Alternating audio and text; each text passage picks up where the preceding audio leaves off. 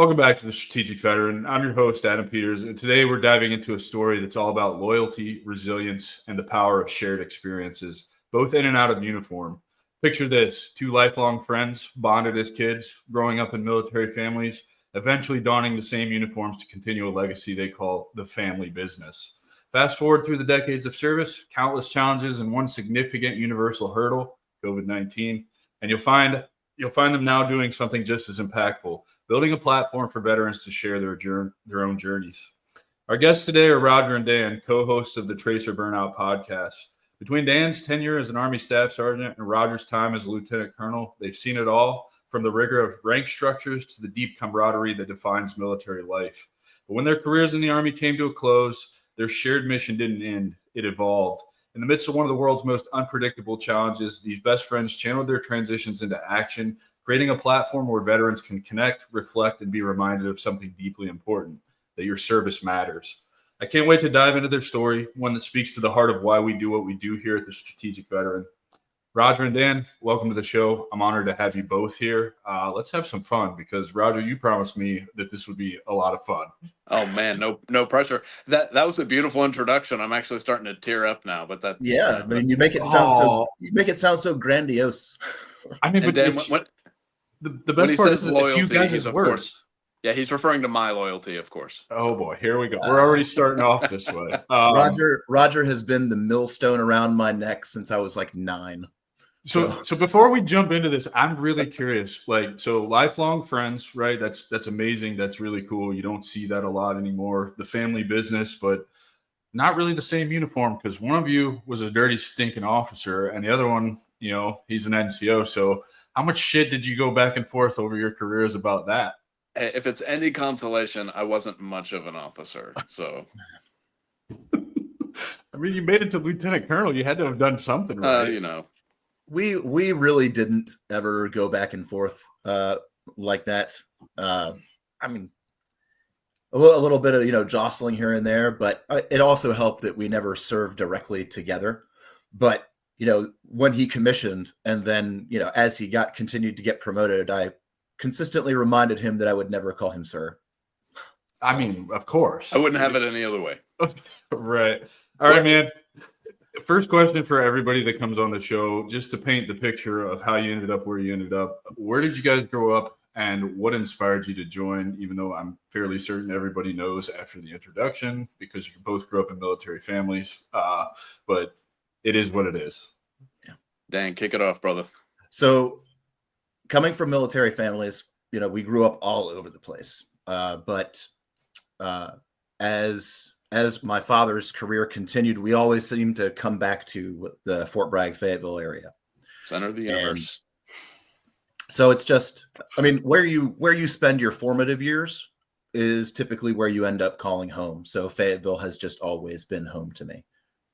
So fair enough. I mean, I ended up enlisting while I was still in high school because I didn't really see myself doing anything else. When I was a little kid, I wanted to be a ninja, but yeah, that sort of thing doesn't work out. So no, I'm like you. I wanted to be a Ninja Turtle. Oh well, I just wanted to be a ninja. I had a little black ninja mask that my mom got me that ended up stinking something horrible because I wouldn't let her wash it. I was always running around in it. Of course. But, then you see Beverly Hills Ninja and you're like, you know what? Maybe that's not the field for me. If Chris Farley can do it, Dan, you can do it. That's what I was saying. Come on now. The best comedian of our lifetime, I think. One of them, Rest in peace. One of them, certainly. But yeah, there was never really, I knew that further education was not for me when I was still in high school. That was just I was a good student if the subject interested me, but it wasn't going off to college for 4 more years of structured curriculum. No, that wasn't for me. So I joined the Army for money for college and to get out on my own and get some life experience and to carry on the family tradition. And I was about a year away from getting out, maybe about 9 months. What year was this, Dan? Just so to. Oh, I came in 98. Oh, dating yourself. I love it. Yeah. And then I was getting ready to get out. about 9 months away when September 11th happened. And then I re-enlisted like the next day. No brainer, right? And then it was just, I mean, that was it from there. What was your job? Oh, I was the infantry. Of Queen of battle. The Heart of only the way fight, to wherever, whenever. that's it. Follow me. Follow me. Yeah. I guess that means it's your turn, Roger. I guess.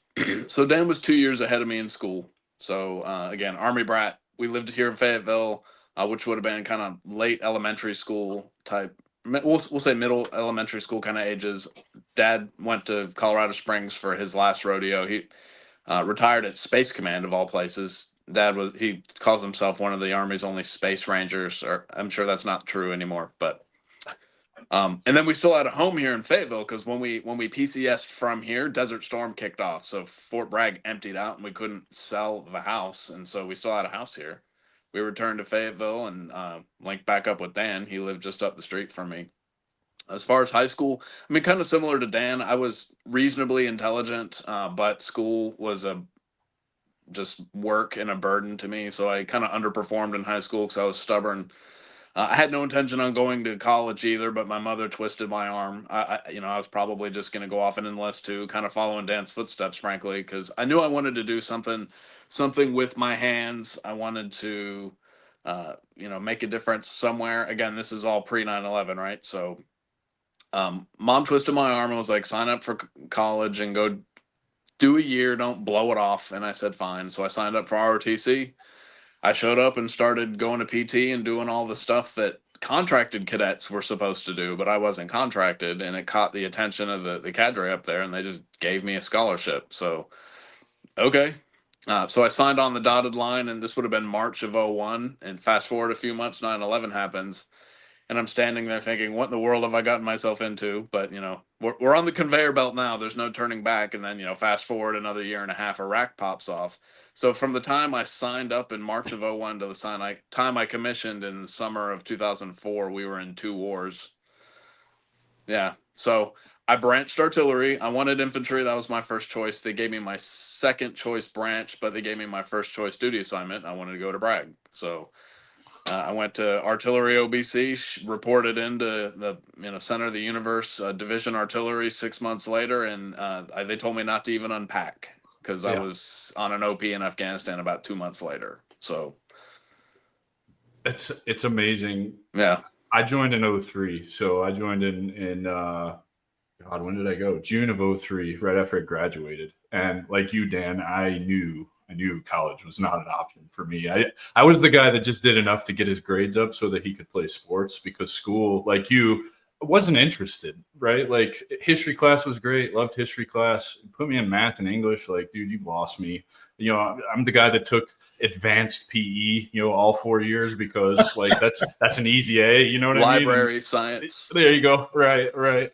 And so I knew college wasn't for me either. And Roger, it sounds like college wasn't really for you either. Your mom kind of just, It wasn't. I kind of muddled my way through it, and I'll say this: having ROTC was the thing that I needed to stay on track. Because if I was not in a program with an end goal, and obviously once the wars popped off, it was like, all right, now this is real. If I wasn't in that, I would have been a victim of all the other idiots that go to big state colleges. I went to East Carolina, which of course is the Harvard of Eastern North Carolina, as they say. So, I would have been a statistic had I not had a plan. So ROTC was good for me. I didn't make the grades I probably should have in college, but you can probably imagine why. oh yeah. Yeah. For the record, I think you probably did it the best way, Roger. And this is the advice I give to people today. They ask me about joining the military. My first advice to every single person, no matter what branch they're looking at, go to college, join an ROTC program, let them pay for your school, and really I do that because what I saw when I was in the Army, and maybe you could speak to this too, Dan, because we were both enlisted, the officers, I joined to travel and see the country and the world, right? So like I'm thinking like, man, PCS in every 2 or 3 years, that's awesome. Let me do that, right? Instead, I get roped into, same situation as you. I show up a month after they get back from OIF1. And life as a private is completely miserable because I'm a slick sleeve with no rank and no flag at that time. Those are the BU And you're on days. red cycle taskings. Yeah. Oh God. And then, Yeah. 8 months later, I'm in Iraq for the first time for a year. So, basically same story. Don't unpack. You're going to NTC, you're going to JRTC. We're going to do this 4-week field problem. And guess what? You're going to be in the sandbox. It's like, okay, cool.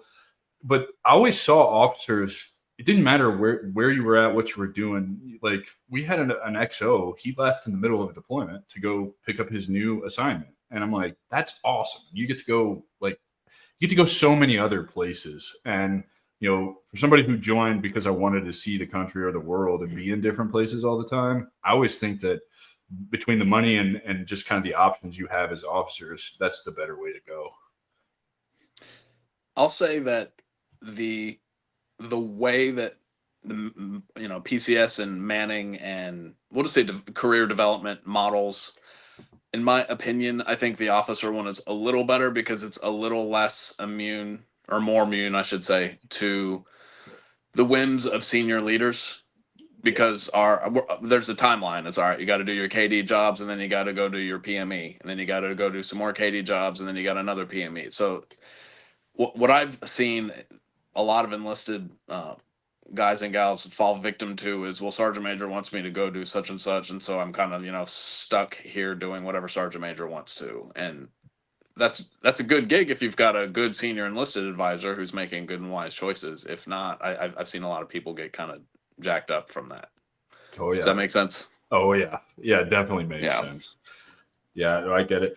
So let's talk about the highlight reels of both of your careers before we move into kind of the meat and potatoes of what this show is about, which is really the transition and kind of showing people that they're not alone in the transition and the woes that you go through. And I think, Roger, you're the one that's really going to be able to speak to this a lot because you're really close to your time out, right? So you just got out.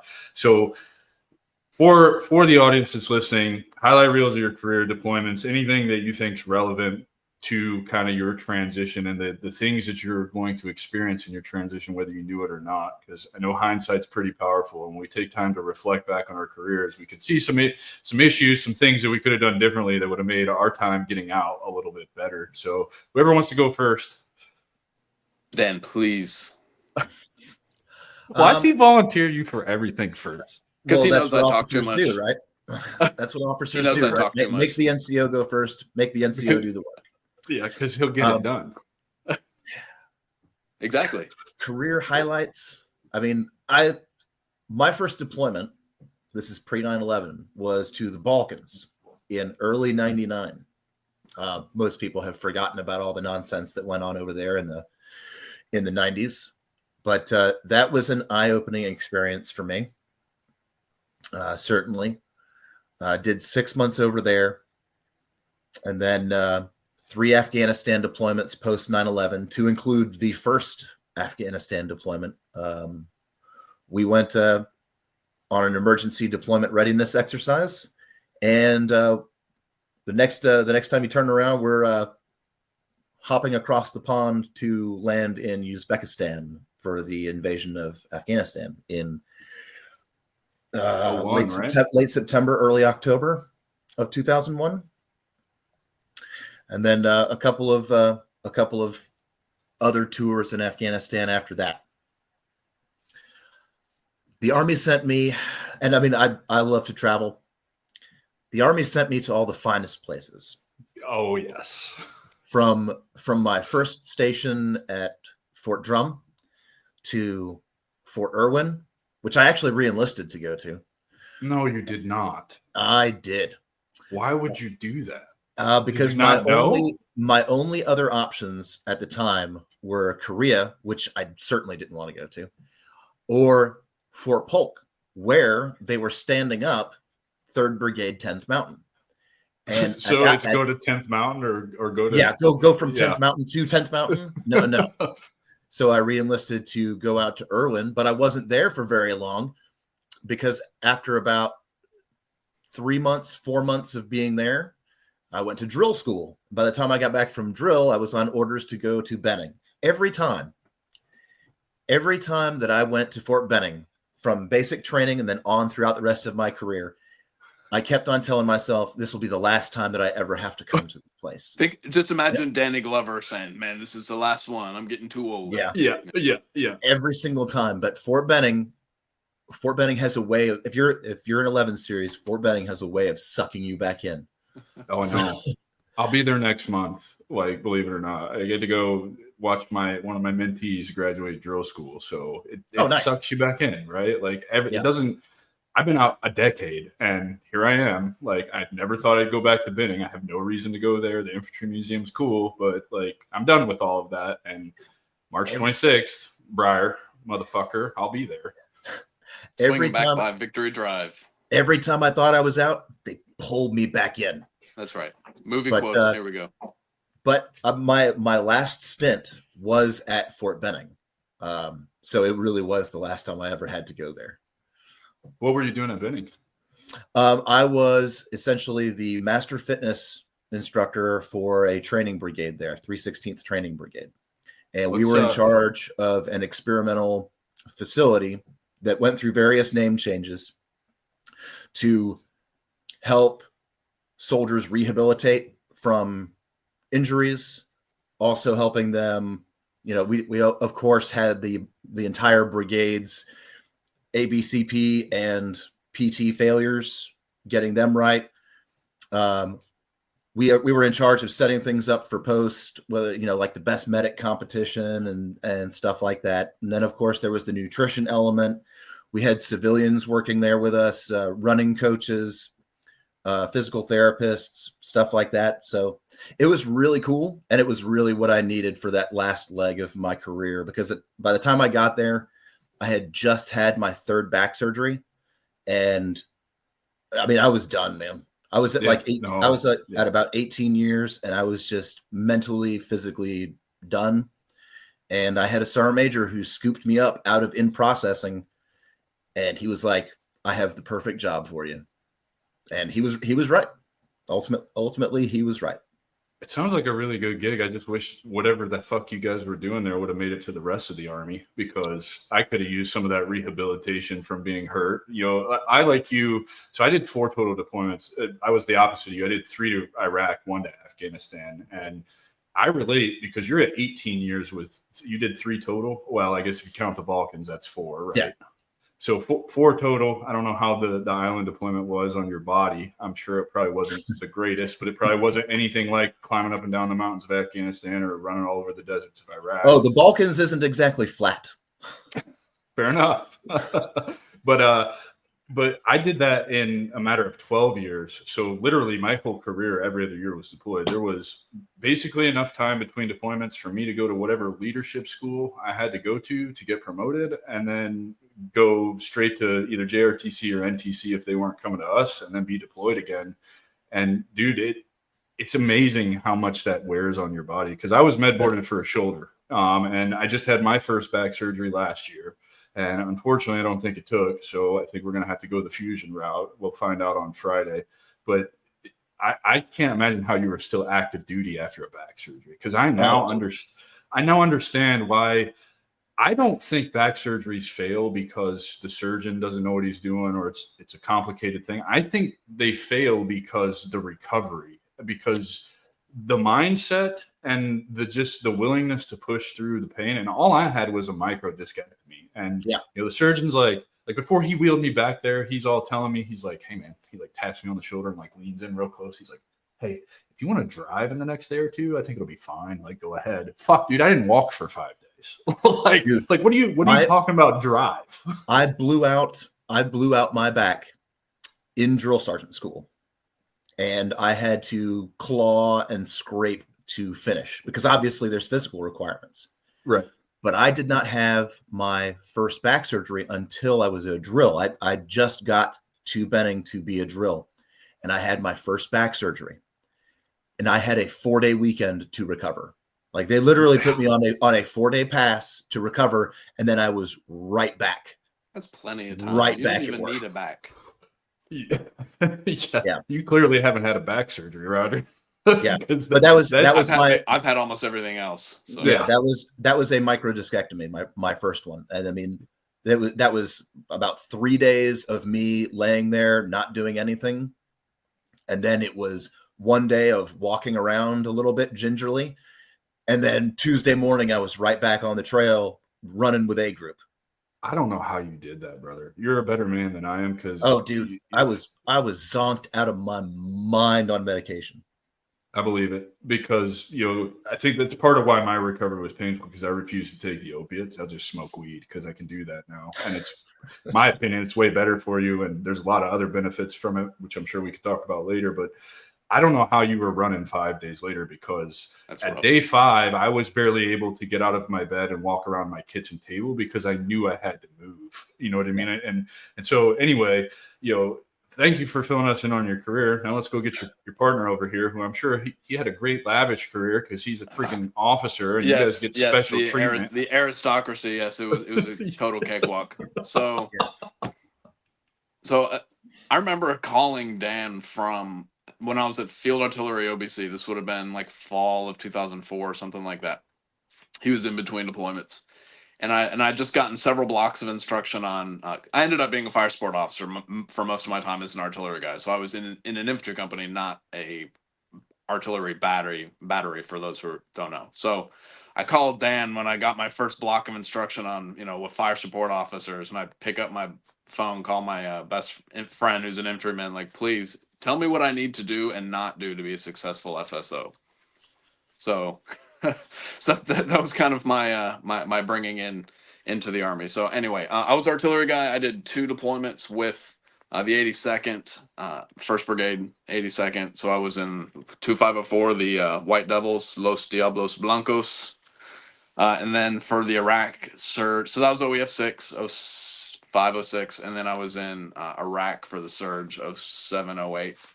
We were doing. Yeah, so we were doing we called it a convoy escort team. And what we were doing is we were taking our gun trucks and our ASVs down to Buka, escorting KBR convoys all the way from Talil, Adder is where we were in southern Iraq, down in Dakar province, and escorting them all the way to Anaconda and turning around and coming back. There's a chance that we ran into each other on that. Yeah, maybe. I mean, we covered probably. We didn't go north of Anaconda, so there's that whole northern part of Iraq we didn't touch. But everything south of Anaconda on MSR Tampa and to a lesser extent Jackson, we were there. And if you remember in that time frame, that was during like the peak of EFP time. So when you say like, oh, you're doing convoy escorts, you're not out maneuvering. Well, yeah, kind of, sort of. That's where the threat was on the biggest threat for sure. The MSRs, right? So. Got our teeth cut on glow lights looking for EFPs out on the side of MSR Tampa in the dark. Not a good time. So we did that for 15 months. I dropped my packet to go civil affairs, which had just become.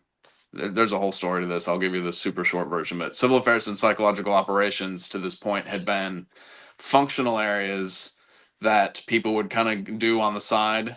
They had just become full-fledged branches and slid over to USASOC to be, Army Special Operations, part of the regiment system over there alongside Special Forces. So I dropped a CA packet and then, got into the CA pipeline, and the rest is history. That is one overlap Dan and I did have, though, as well. I did 6 months of the Captain's Career Course down at Fort Benning while Dan was drilled down there. So we had 6 months of goofing off together. I was a newlywed. He was a couple of years divorced at that point. Yeah, perfect. Just like an infantry, so, man. I love it. Sorry, bro. I'm on number 3. If it makes you feel any better. Yeah. Oh Dan God, he can tell that story. So, Roger. Yeah. The CA stuff. So you ended up CA the rest of your career. I did. So I got assigned a language, Tagalog. I wanted to do Asia stuff. That's what I wanted. So I got Tagalog as my language. I went through the pipeline, ended up in the 97th, and then some other battalions after that. But they were all PACOM, later Indo-PACOM oriented. So I spent the rest 2 combat deployments in the 82nd, and after that, the rest of my stuff was usually very light footprint in and out of Asia. I did some Sri Lanka, some Maldives, some Korea. Some Thailand, some Southeast Asia stuff, but the grinding combat deployments kind of wound to a close for me. Some of that's just kind of the luck of the draw because the next company over was doing OEF rotations. So well, it makes sense now why you say you weren't really an officer. Yeah, no, I was fake. Yeah, I tell Roger all the time that he was a real soldier once. And then he Oh, decided That's to true. have suit and tie adventures. So You can't spell soft without soft. That's true. It's so true. Congratulations for being my first guest on here from CA. That's really awesome. I got turned on my third deployment to CA and PsyOps, and I put in a PsyOps packet. Unfortunately, I wouldn't get picked up because I would get hurt, and then my career would end. But I was always fascinated with that stuff, particularly as I was older, through many deployments of my body being broken, like Green Berets and ultimately the unit stuff that I really wanted to do was never going to be an option for me. I just wouldn't have been able to keep up. So it's cool to have you on. And I'd love to dive into that more, but obviously that's not what we're here to do. So I mean, I love civil affairs for many reasons, but probably the biggest one is I because it was kind of weird and hairy and complicated, it held my interest. But I mean, I did two rotations as an artillery guy, and I loved being an FSO and being an artillery lieutenant and junior captain. But by the time I pinned my captain bars on, I was like, I've pretty much tapped out and done everything that I wanted to do here, and I was ready for something else. And CA was, like I said, it was weird, hairy, and complicated, and stuff. Every mission's different. You're really small teams, which I loved the small team dynamic. I love over in the USASOC how the NCOs have so much more WASTA basically to make decisions and influence and do all that over there. I loved working with the quiet professionals over there. So that's small teams was I got blessed on all of my deployments to be stuck on like small platoon or company size cops, which was always so much better. And then, of course you're never got a full, MTO. So you're always short dudes. So it really ends up being like that small team environment. And for those that are listening, because I'm not even really sure, what is civil affairs overall mission? Like what are they really supposed to be doing? So it's kind of an ongoing thing because it's hard to do an elevator pitch on what we do.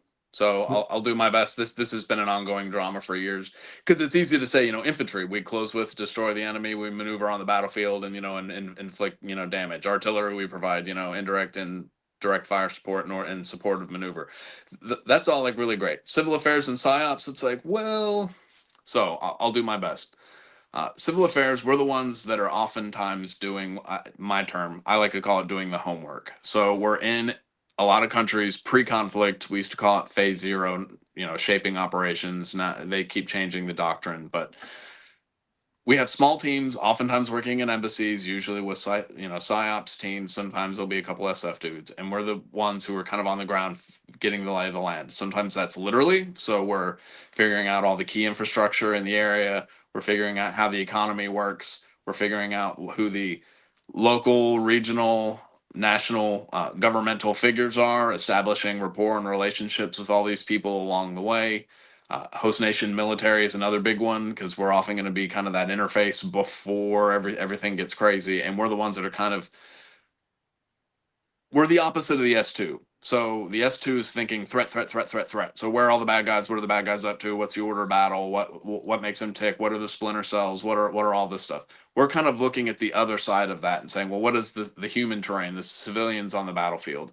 What is it that they're doing? What are the relationships between them? If you're in a tribal area, what are the tribes? Who are the sheikhs? How do they get along? Who's positionally in power and who's actually in power? Because sometimes you'd be surprised to find out those aren't necessarily the same thing.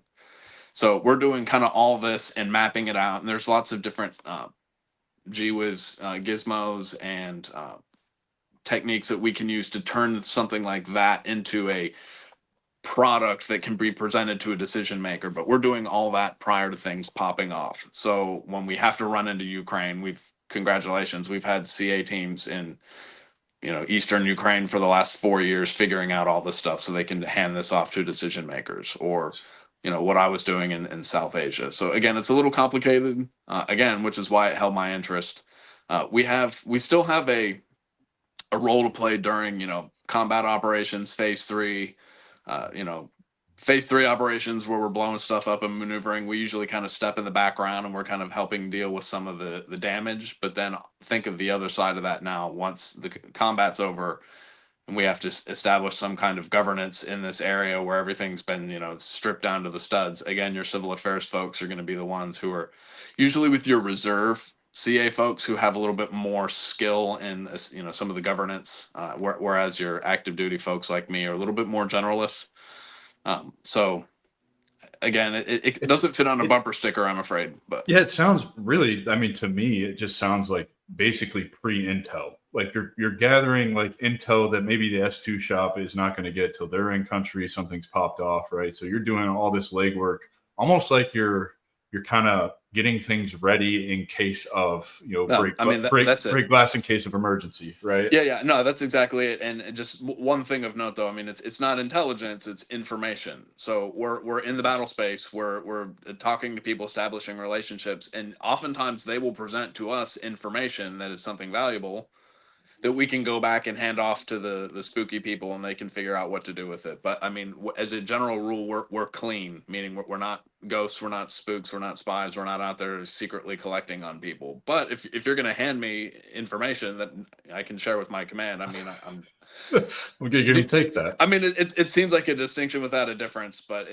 in the grand scheme, it does actually matter. So yeah. Well, let's move to your transition, Dan. So 18 years, third back surgery. It's time to be done. I assume you just went ahead and bit the bullet and made it, to 20. But what was that process like for you? Particularly, did you find any value in ACAP or TAP or whatever the fuck it was called when you went through it? Well, mine is an interesting case. Yes, I love these. Let's go. Yes. So I got to 18 years. And of course, in the Army, once you hit 18, as long as you don't murder somebody, you can do whatever you want. And then you can stay in, and it's just too much of a pain in the ass to kick you out. But like I said, it'll probably take the 2 years to kick you out anyway. So exactly right. So 18 years is the golden ticket. But at that time, I got the job there at Benning, and I ended up writing it out because I had custody of my son. So I ended up writing it out to 23 years. And that put me right smack dab in the middle of the lockdowns. What a great time that was in our country. Oh my God. So the Army keeps on changing, what its timeline and everything is. Sometimes you can start your retirement process 2 years out. Sometimes it's a year. Sometimes it's 18 months, whatever. At my time frame, it was 18 months. So I got the ball rolling. I thought everything was, moving apace as it should. And then, of course, I get the dreaded word that now that everybody's working from home, my paperwork got lost somewhere in the shuffle of Zoom meetings and all this other stuff. So at about 9 months out, I'm sitting there like, what the hell's going on? all these ACAP meetings and, or out processing meetings, all these programs that are made available for you, all that stuff is shut down. It's gone. So you're getting emailed a slide deck. And what is supposed to be a week-long process of you getting these classes and briefings and things like that is now about 7,000 slides that you're going to read on your own. You can't ask questions about, and then you're going to check the block saying, yes, I've read it. And congratulations, you are now ready to get your orders to, retire or whatever. That whole on the one hand, it was great because I didn't have to deal with morons. Yeah. Who are just out there, collecting a paycheck and they don't actually care. That was great. But at the same time, I didn't really have a plan of what I was going to do. I missed out on a lot of information that I should have been getting. Whether it was seminars or briefings or information, that people come in and pitch you, job opportunities or what have you. I didn't get any of that. And so I got literally handed my DD-214 from a woman in a mask behind a plastic shield. And she was like, here you go. For your service. Here's your flag in a box and your 20-year service pin or whatever. See you later. Yeah. And I'm glad that I didn't have to go to, building 4 and and have the big retirement ceremony with all the other, 150 people that are retiring, in that quarter. But it was very anticlimactic. And it was like, well, what the hell now? Yeah. Well, brother, I'm sorry that you had to go through 7,000 slides to get you access to the resources that you're entitled to. However, I would argue that you're actually in a better spot than anybody who actually goes to those in-person classes, because those in-person classes, at least as far back as I can remember, and from talking to veterans now who are going through it, they are throwing so much shit at you. They don't give you time to ask decent questions. They don't. And I don't want to sit here and say I'm the loudest fucking voice on the planet about how shitty the transition is. So I bash it all the time. I want people to understand I'm not bashing all of the things about the transition. I do believe that there is quality information being put out to our military members through the transition process. However, they're not teaching you how to leverage the resources. They're not letting you digest this fast enough to be able to ask intelligent questions about the resources. And it's just a terrible, terrible process. So I really would argue that having those 7,000 slides, with the advent of AI, you could upload that to an AI and ask whatever questions you need and probably get an answer way faster than you would from somebody like you said, who's just there to collect a paycheck and doesn't really give a flying fuck about you. Yeah. I mean, it's a double-edged sword, right? So no, I wasn't able to ask any questions or, get the information in purpose or in person. But you're right. I also didn't have to sit there and listen to the same canned spiel from a guy who gives the same briefing 4 times a day, 5 days a week, and has been doing it for, 15 years and just does not care. Yeah. So, yeah. Well, we'll pause there. Roger, you're fresh. You're what, like a month? I am fresh. Oh boy. I did, so I was, my last duty assignment, I was a staff weenie up at Tradoc. So I was at Fort Eustis. And that was interesting because, Hampton Roads up there is very, very, very diverse as far as services are concerned. So when I went through the official TAP classes, I was in there with Coast Guard, Air Force, Navy. I don't think we had any Marines, and then lots of Army.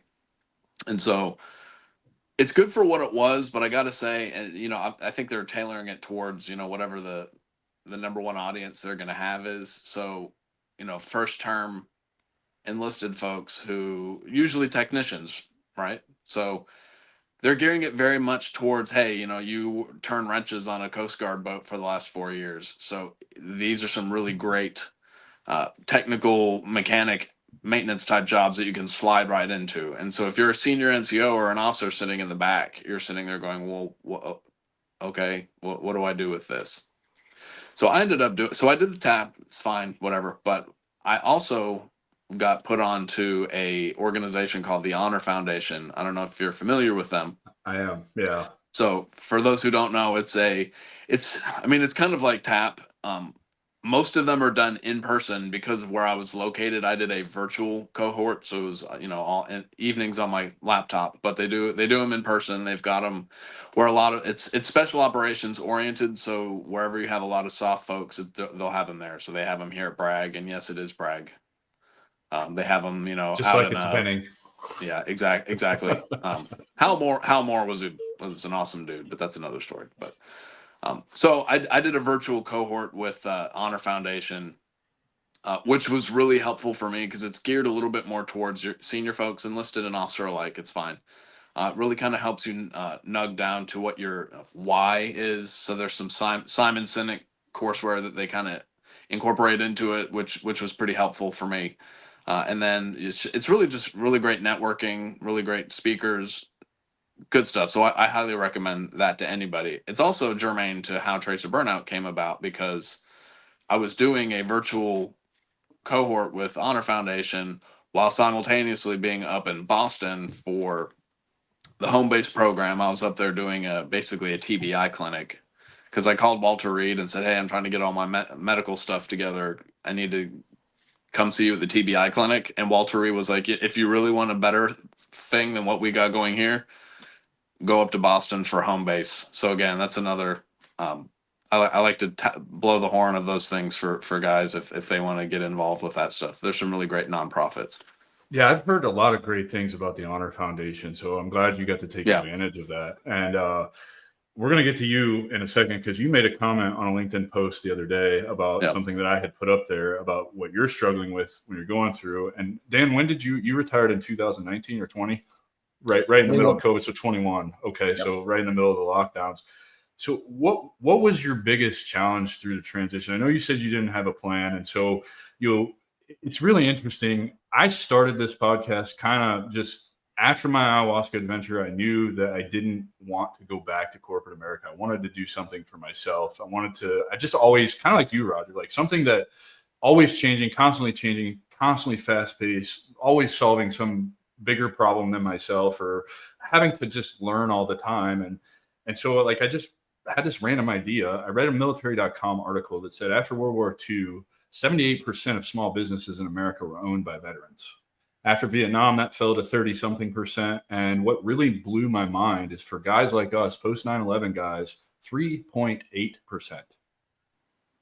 So for me, it was like, this is an education problem. Has to be an education problem. Mm-hmm. So I get an opportunity from a man who I'm doing a live with later this afternoon, part 2 of our Hidden Bridge Challenge kind of deal in the transition. But Thomas McKenzie gave me the opportunity to present to a Skill Bridge program just to validate my idea about entrepreneurship being the path back to purpose for veterans.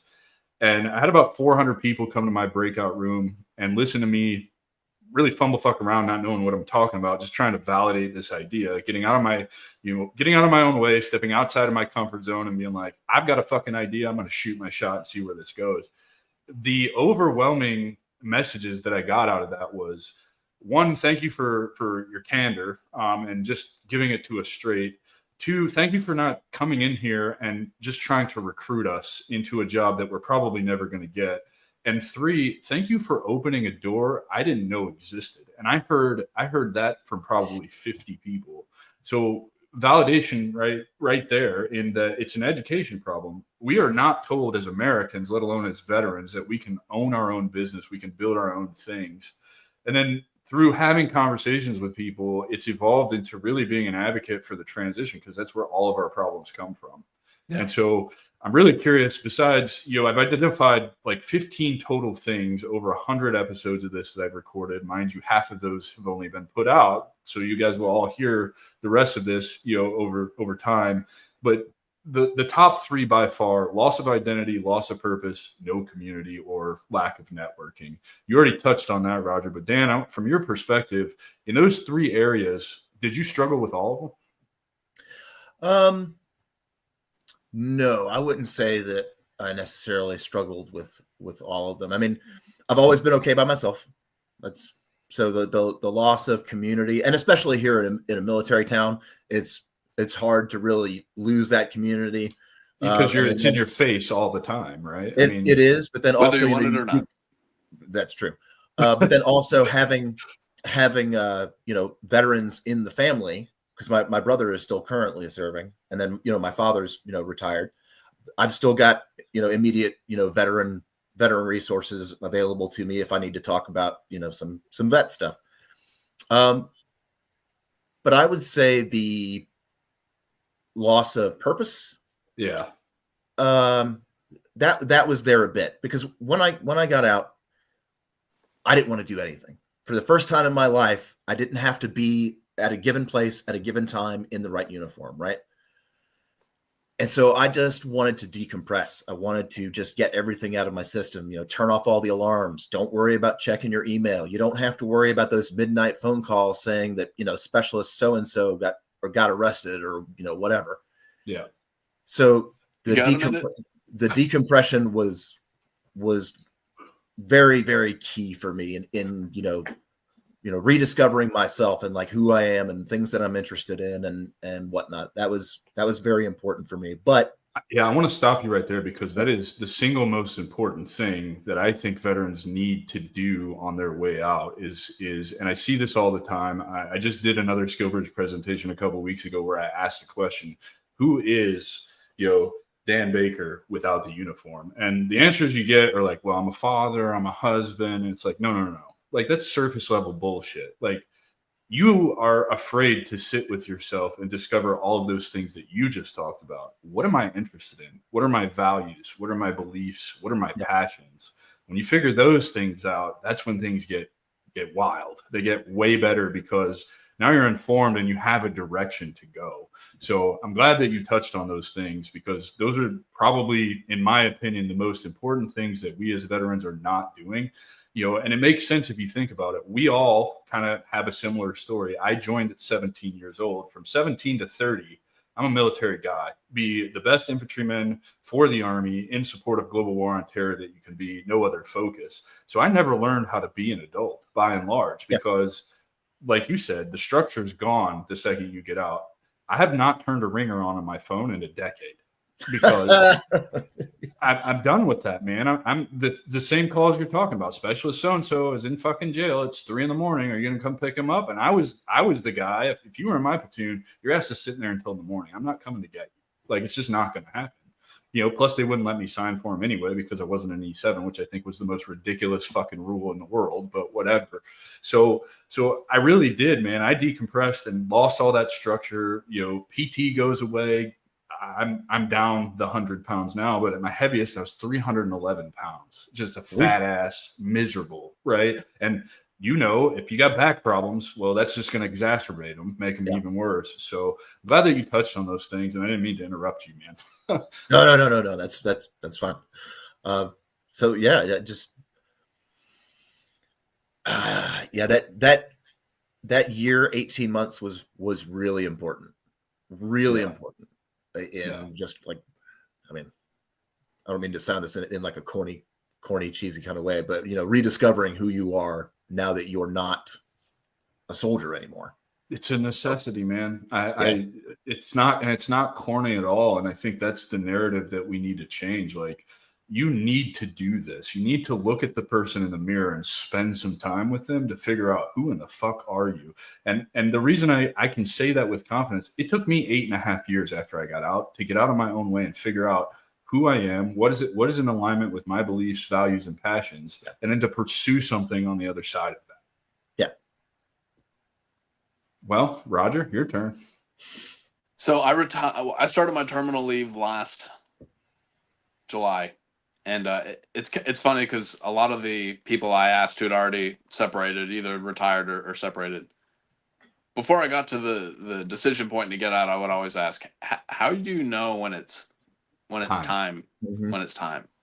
And pretty much to a person, every single one of them all said, "Oh, you'll know." Right. It's true though. You'll know. It's true though. Like, and in my mind, I'm like, well, that sounds so squishy. I don't know. And then for me, it was definitely it was after COVID, and there was some stuff going on, and I won't get into it, but I just remember sitting on my couch one day and saying, "Yep, it's over." Yep, it's over. So I signed out on terminal leave last July, and in a 1 week span, I signed out on terminal leave, went home, packed up my house. We had movers, so they did most of the packing, of course. Moved down here to North Carolina and started a new job. And so I did some kind of program management type stuff for a small company here in town, defense contracting stuff. And don't get me wrong, it was nice having the second income, but I did that for about 90 days and just hit burnout. Like, I did not take the time to do all the things y'all just discussed prior to me running my mouth. I didn't do any of that stuff, and I got to about mid-November and was like, "Dude, I am done." And it's not personal. It's not anything against the people or I was working with in the company. It was just, so I've actually been, but we'll say between jobs here for the last few months. So you ask, how's my transition going? I mean, it's going fine. We make it between the VA and my pension. We make enough. I got 4 kids in private school, so I got to work and do something. But we make enough to live comfortably. But the last couple months of being able to just wake up in the morning, go. I still wake up early and go work out. Come home, make breakfast. I drive my kids to school. Come home, usually do show stuff with Dan. Sometimes it's social media. Sometimes it's whatever. But it's been amazing. So this isn't a good long-term plan for me. I need to go be a big boy and put on my big boy pants. But I've enjoyed at least having the holidays and then this kind of winter to kind of figure out what I want to do next, which I haven't figured out yet. But I disagree TBD. with you. I think that this can be a big boy job. I actually just met with a retired Marine lieutenant colonel yesterday who wants to start a podcast and be the internet dad. He left a high-paying six-figure job to go teach 8th grade to be closer to his son. So I disagree. I don't think that you need to find. I understand circumstances for kids in private school. I understand all of that. Not everybody's in a position like I am with no kids, and structure your finances in a way to just grind every single day at something that you want. But the possibility for you to do the podcast, if that's what you want to do forever, that will make an income that will surprise you, it's so high. It's not even funny. So I would encourage you to hold on to that. And really, like, you really don't need to be a big boy. And that's part of my problem with what they teach in ACAP, right? So if you guys don't know, the ACAP program, all of that, I think it was put in place in the mid 2000s, shortly after the surge or whatever, because there's this huge, and this happened after Vietnam too, but there's this huge surge of people getting out and not being able to get jobs. And the DOD was losing a bunch of money in unemployment benefits. So they're like, well, we'll just get them ready for jobs.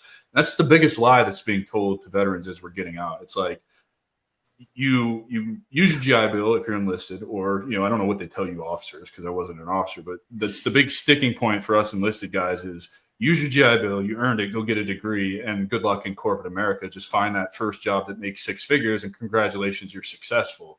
Well, my argument is that success looks different to everybody. So success to me is 100% complete and total control over my time, which I have almost achieved. And then as far as financial, freedom or success, to me, what that really looks like is I just need enough coming in and enough in the bank that if I want to take my wife to Europe for a week next week on a whim, that I don't have to worry about, within reason, spending money like we normally spend money. I can do that trip, come back, pay the credit card bill, and never have to look at the bank account. Well, the reality of what I want for success is really easy to attain. It's not that hard. I'm not looking to build $1 billion company or, cash $100 million check from selling a company. Like, I just want enough that I can be free and have, that control over my time. So I would encourage you to hang on to that, man, because I think I'm with you on that. I just hate it when guys get out and they feel like they have to be big boys. And it's like, who says you're not a big boy? Like honestly, I really mean this when I say this. Like we are so wrapped up in I don't know if you've met Brandon Jenkins on LinkedIn yet or not, but he's amazing. And he refers to it as the golden path fallacy. And it's this, I call it society's box, right? We're all these outside influences in our lives tell us this is what you should be doing. This is, you need to go get this job and you should do this for X amount of time and you should invest in this. And I'm like, well, I don't want to do any of that bullshit. I want to do it my way. And I want to do things that are in alignment with me.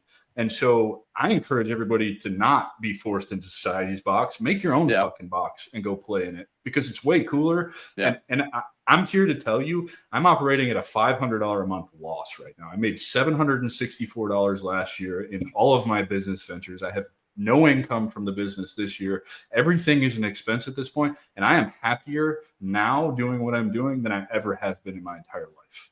So I'm here to tell you, let go of the money. Follow what you're passionate about and what you truly want to do with your life. And I promise you, everything else will fall into place.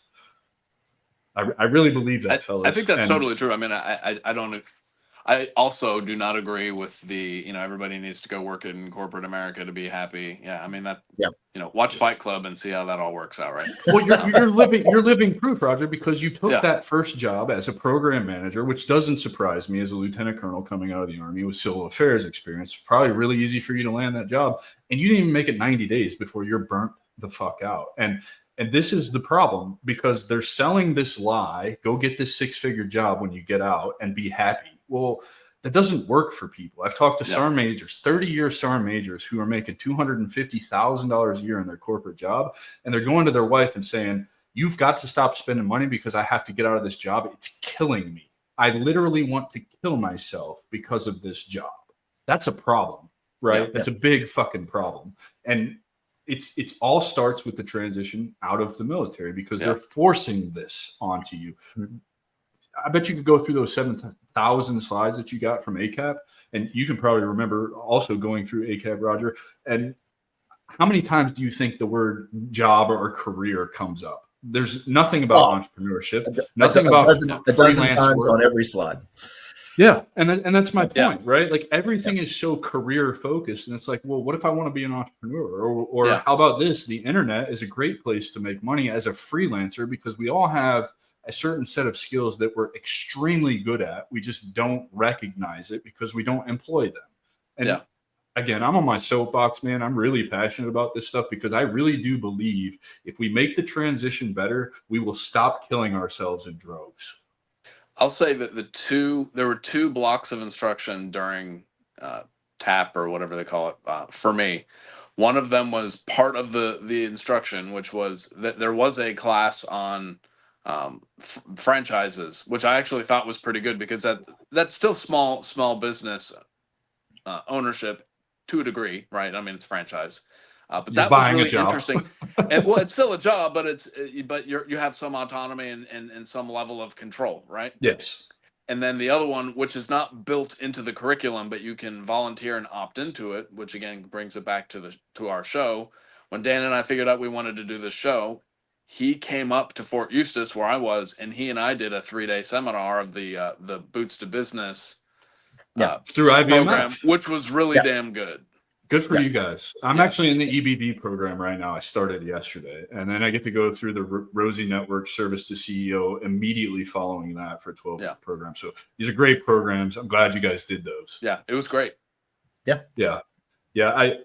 Again, man, like franchises, it's really cool. I'm glad that they are talking about franchises. I actually have a husband and wife team who does franchises. I vetted them in my community so that I know that they're not going to be taking advantage of veterans. And then there's also some really unique programs out there right now where you can take your TSP and roll it over into a franchise so that you don't have to come out of pocket money to buy a franchise. And I only discovered this because I had veterans reaching out to me like, I'm not interested in a franchise. I don't know shit about them. I just know you're buying a job and they're really hard to scale. Plus, you have to play by the franchisee's rules when you go to scale. And I'm not interested in that. I like to make my own way.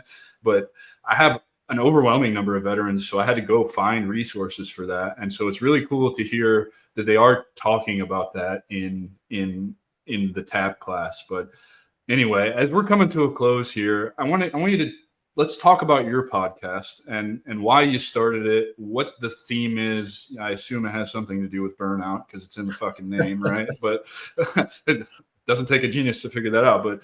And do you actually enjoy it? Oh, I love it. Yeah. I love it. I'm a big history nerd. And so being able to sit down with these veterans and learn their stories is just a way of collecting more history and perspective for me. But being able to do it with my lifelong best friend has been, I mean, there was nobody else I would have rather done it. Looking around like, who are you talking about? I don't know who you're talking about. I know. I just derailed him. I'm sorry. Jeez. No, this is awesome. This is awesome. Hard.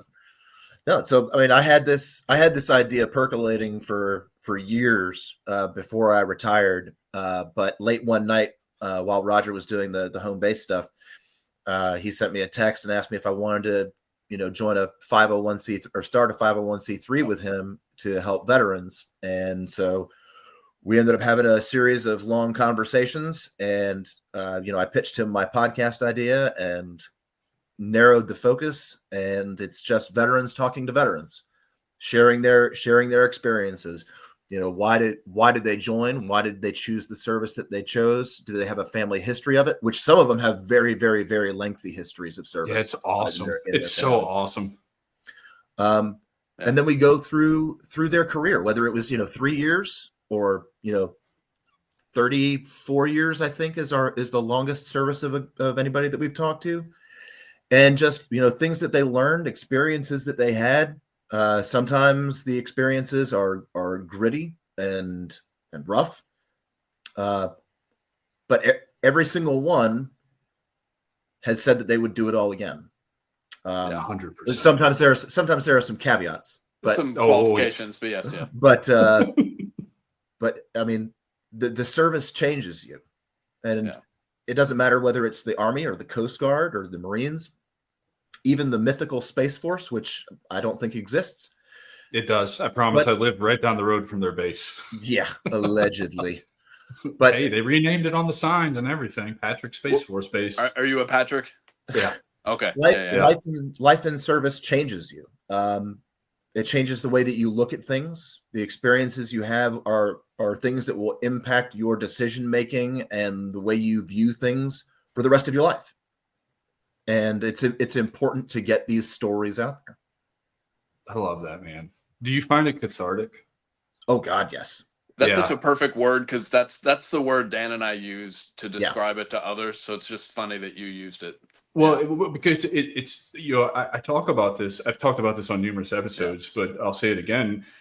For me, it's almost a selfish thing. I get to hang out with people that are like me and understand, right? Like I don't have to do anything to get you to understand where I'm coming from. I don't have to convolute anything. I don't have to dilute anything. I can just be who I am and talk how I talk and just kind of pick up and go. Yeah. And then to come together and, at least for my show, I want people to tell me the hard things. I want them to be vulnerable. One of the best episodes I think I've ever done, the download numbers don't support it, but Rod Blunt comes on and he talks about, being in the Navy, being the equivalent of an 05 or an 06 in the Navy, because I don't know Navy ranks because they're fucking weird.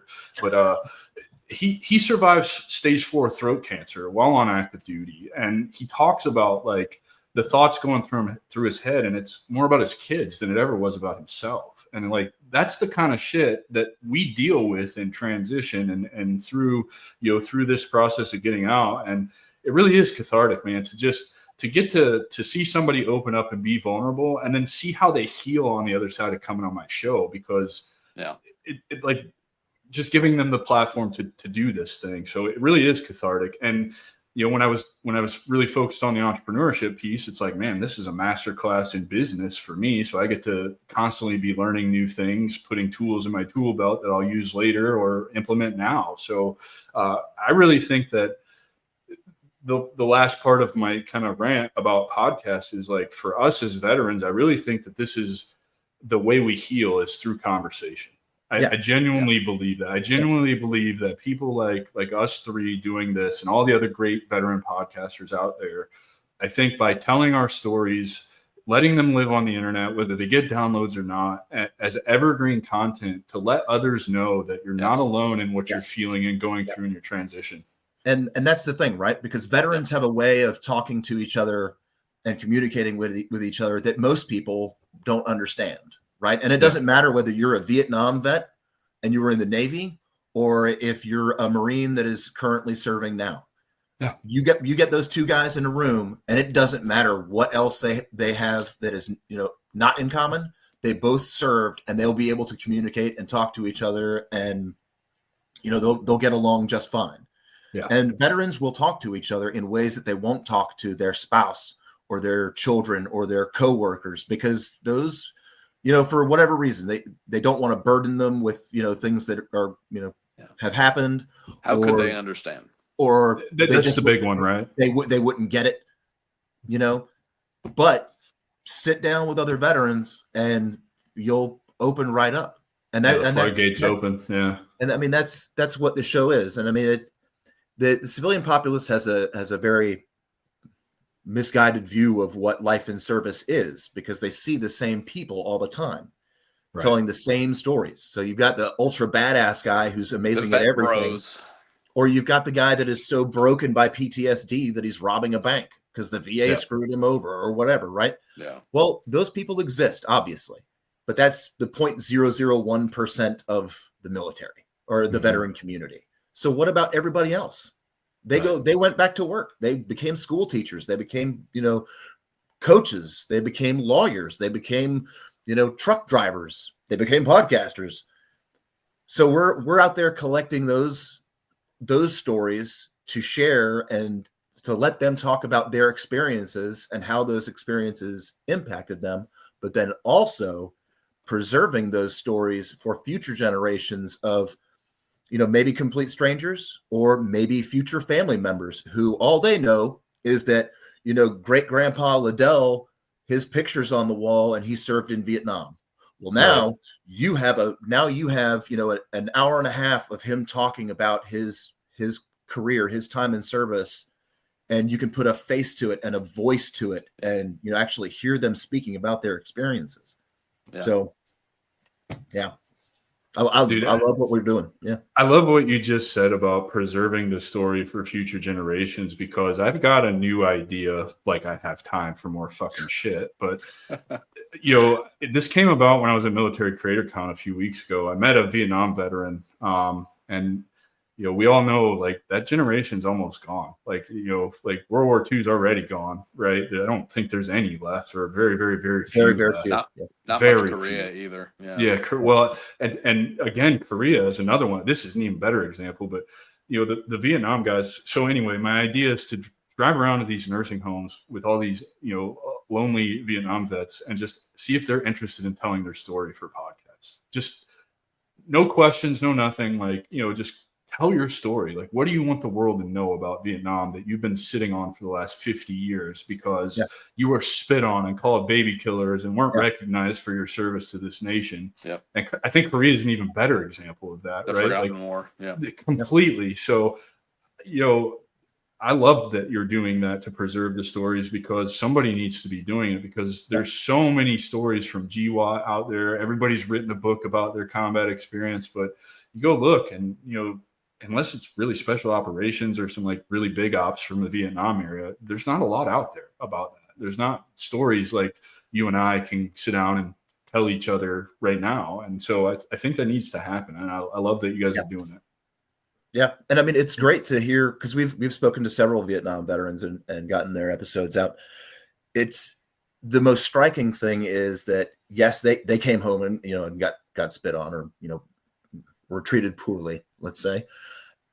And it took them years, decades, to open up about their experiences and things that they went through. And how could you blame them, right? Yeah, no, I couldn't. It's funny you say, how could you blame them? Because when I talked to that Vietnam veteran, it's really weird. I've interacted with several Vietnam veterans over the course of my career in airports, coming home from deployments on leave or whatever.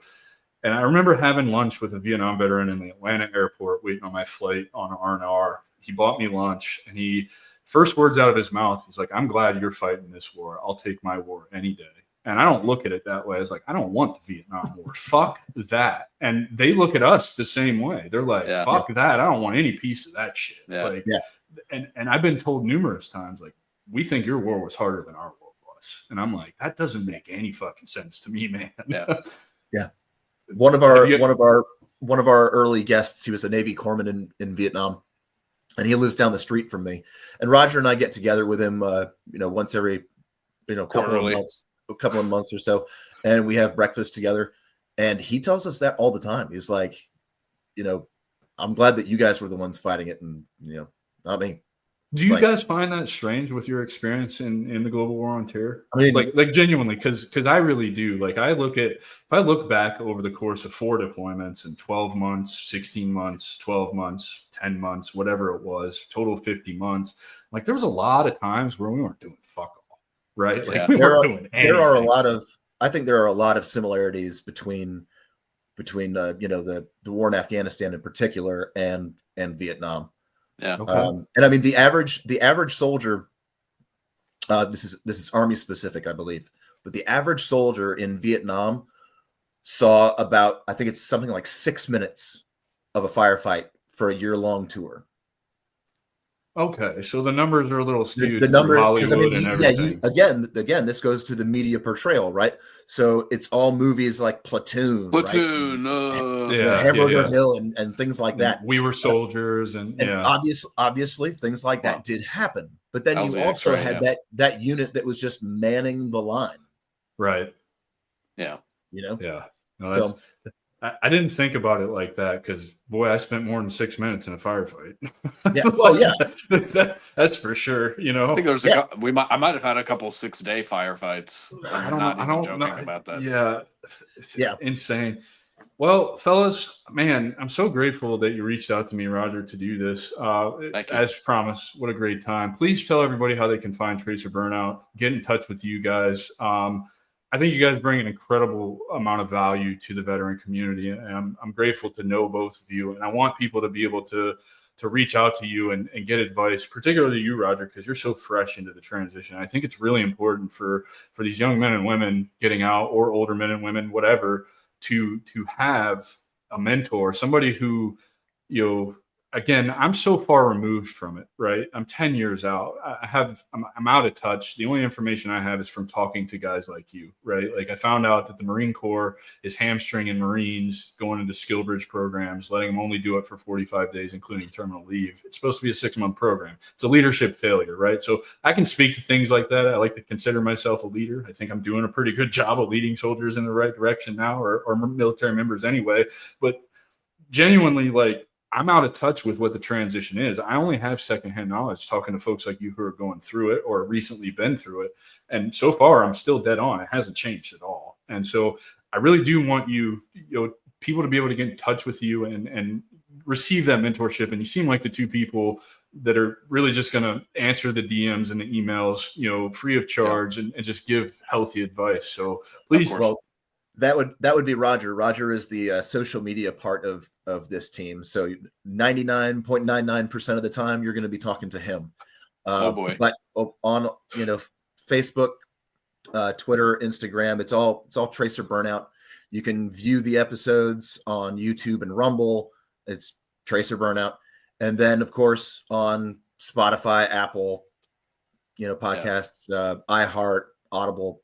YouTube, all the places you get your podcast. We're on Parade Deck as well. Yep. And then if it's all confusing to you, just go over to tracerburnout.com. That's kind of a one-stop shop there. So it'll have all perfect, Roger. Simplify everything. That's what I do when I go on podcast. Strategicveteran.com. That's it. Just go there. You'll find everything you want to know. I'm not going to tell you all my socials. They're all different. Like, I don't use half of them, right?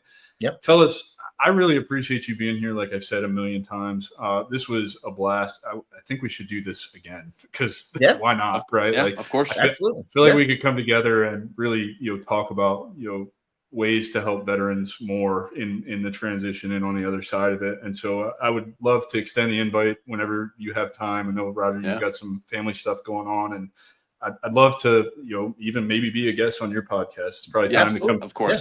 Open invitation. Come tell my story. Anybody that wants to come on. I mean, we are open to it. It doesn't matter 3 years or 30 years, enlisted officer, Army, Navy, Marines, Air Force, whatever. You or wore warrant the officers uniforms. if they exist too. I don't know, but you wore the uniform so that somebody else didn't have to, and your service matters. So share the story. Love it. Ladies and gentlemen, I give you the two fine gentlemen from Tracer Burnout, Roger Vogel and Dan Baker. Please, please, please, I beg of you, I've asked this for the last 50 fucking episodes. Help me get this in front of 1 million veterans before I turn 40 on May 9th, 2025. That's what year we're in. Fuck me. Oh, God. It's a lot. After 30, it don't matter. So. It really doesn't, dude. It really doesn't. But there's 19 million veterans in the United States. So that means that if even, a third of you just go and hit the share button, we achieve our goal in about 15 seconds. So please do that. Also, don't forget, I do have a free community called The Stronghold, where you can come if you're in the middle of transition and get actionable advice. That's the antithesis of shitty, toxic Facebook groups. You can come, be vulnerable, talk about what you're going through. I try to keep up with it, but as we grow, it gets harder and harder. But I will comment on your stuff. I will give you advice. I don't gatekeep knowledge. So if you're looking for a resource, I want to be that resource for you. So come join the Stronghold. It's 100% free. No fluff, no bullshit, completely member-driven community. There's a lot of cool things happening in there. I'm really kind of proud of it, even though I really don't like running it. So consider joining that. And we'll see you guys next week with another, surprise guest, and we'll see how it goes, because that's the way I operate. Take care, everybody. Thanks again, Dan and Roger. I really appreciate it.